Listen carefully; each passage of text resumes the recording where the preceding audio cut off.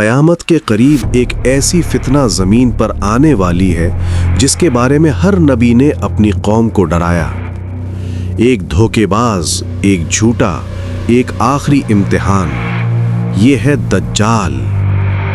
اور یہ کہانی شروع ہوتی ہے اس وقت سے جب دنیا دھیرے دھیرے اپنی روح کھو رہی ہوتی ہے، ظلم بڑھتا جا رہا ہوتا ہے، جھوٹ سچ بن رہا ہوتا ہے، سچ جھوٹ جیسا لگنے لگتا ہے، خون خرابہ معمولی بات بن جاتا ہے، انسانیت اندھیروں کی طرف پھسلتی جا رہی ہوتی ہے۔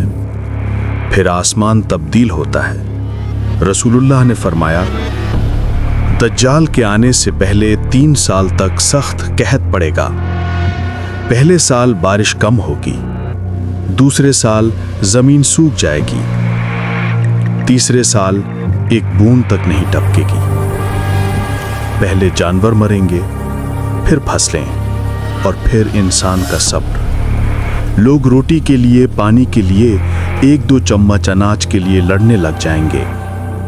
اکانومی گر جائے گی، ملک ٹوٹ جائیں گے، گھر تباہ ہوں گے، لوگ اپنی زندگی بچانے کے لیے ایمان چھوڑ دیں گے، دنیا اندھیروں سے بھر جائے گی، اور یہی اندھیرا ایک ایسے شخص کے لیے راستہ صاف کرے گا جس کا نام ہے دجال۔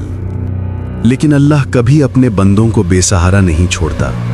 اسی ظلم و ستم کے دور میں ایک رہنما ابھرے گا، ایک آدمی نبی صلی اللہ علیہ وسلم کی خاندان سے، ایک شریف سدھے ہوئے فراری انسان جسے لوگ جبرن لیڈر بنائیں گے۔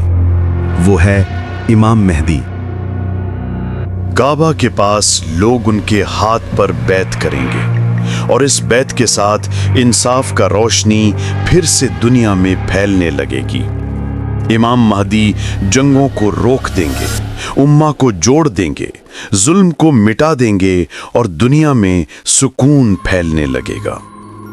لیکن یہی وقت دجال کے ظہور کا وقت ہوگا۔ زمین ہلے گی، آسمان پھٹے گا، غبار کا طوفان اٹھے گا، اور دجال سامنے آئے گا۔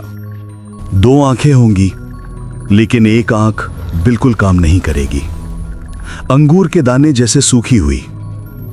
دوسری آنکھ عجیب طرح ابھری ہوئی، اس کا قد، اس کا ہیکل، اس کا جسم سب ڈراؤنا۔ وہ کہے گا، میں تمہارا رب ہوں، اور لوگ اس پر یقین کر لیں گے۔ کیوں؟ کیونکہ وہ ایسی قدرتیں دکھائے گا جو لوگوں نے کبھی نہ دیکھی ہوں گی۔ بارش جہاں چاہے برسا دے گا، زمین کو حکم دے گا اور وہ سبز ہو جائے گی، کھانا پیدا ہو جائے گا، خزانے زمین سے نکل کر اس کے پاس آ جائیں گے، مردوں کو زندہ ہوتا ہوا دکھائے گا۔ لیکن یہ سب صرف دھوکہ ہوگا۔ آخری امتحان۔ سچے مومن اسے پہچان لیں گے، انہیں اس کے ماتھے پر لکھا ہوگا کافر۔ وہ اس کے معجزات کا، اس کے دولت کا، اس کے جھوٹے وعدوں کا انکار کریں گے۔ دجال ان کا دشمن بن جائے گا، ان کا شکار کرے گا، انہیں ستائے گا، ان کے ایمان کو توڑنے کی کوشش کرے گا، مگر مومن مضبوط رہیں گے۔ دجال چلے گا 40 دن، ایک دن سال جیسا، ایک دن مہینے جیسا، ایک دن ہفتے جیسا، باقی دن عام۔ وہ ہر شہر میں جائے گا، مگر مکہ اور مدینہ میں نہیں، وہاں فرشتے اسے روک دیں گے، ارض حرم اسے اپنے سے دور کر دے گی۔ آخرکار وہ شام پہنچ جائے گا، دمشق مومنین کا آخری قلعہ۔ امید مسجد میں امام مہدی اور ان کے ساتھی دجال کی فوج کا انتظار کر رہے ہوں گے۔ رات ستموں سے خالی ہوگی، ڈر ہر طرف پھیلا ہوگا، امید کمزور پڑ چکی ہوگی۔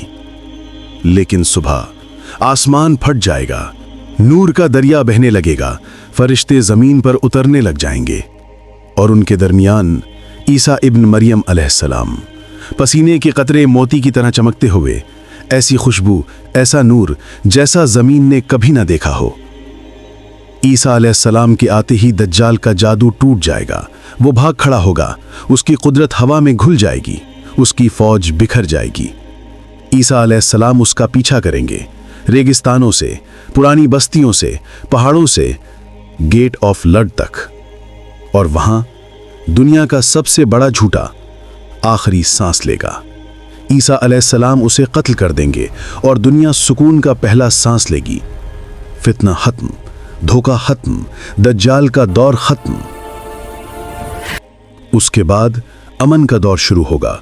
जमीन फिर से हसीन होगी, इंसानियत फिर से एक होगी। ईसा अलैहिस्सलाम इंसाफ से हुकूमत करेंगे। इमाम मेहदी रहनुमा बनकर उम्मत को जोड़ेंगे। जंग खत्म हो जाएगी, नफरत मिट जाएगी, दुनिया में रोशनी फिर से कायम होगी। लेकिन इस कहानी का असल पैगाम आज के इंसान के लिए है। फितनों का दौर आ गया है, दज्जाल का दौर करीब है और हमें तैयार रहना होगा। ईमान से, इल्म से, सब्र से और कुरान से। नबी सल्लल्लाहु अलैहि वसल्लम ने फरमाया, सूरह कहफ पढ़ो, धोखे से बचो और अपने दिल को जिंदा रखो, क्योंकि आखिरी फितना तब आएगा जब इंसानियत सो रही होगी।